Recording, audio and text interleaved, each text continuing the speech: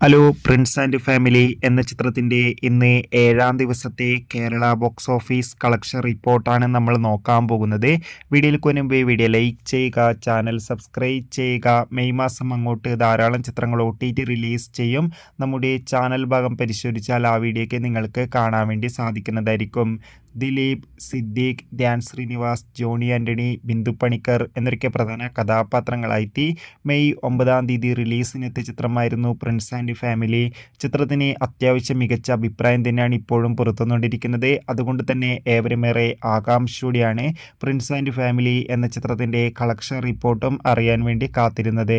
Finally ചിത്രത്തിൻ്റെ ഏറ്റവും പുതിയ കേരള ബോക്സ് ഓഫീസ് കളക്ഷൻ റിപ്പോർട്ടൊക്കെ പുറത്തുവന്നിരിക്കുകയാണ്. ഇന്നും അത്യാവശ്യം മികച്ചൊരു ബുക്കിംഗ് ആയിരുന്നു കേരളത്തിലെ വിവിധ തിയേറ്ററുകളിലും പ്രിൻസ് ആൻഡ് ഫാമിലി എന്ന ചിത്രത്തിന് നടന്നിട്ടുണ്ടായിരുന്നത്.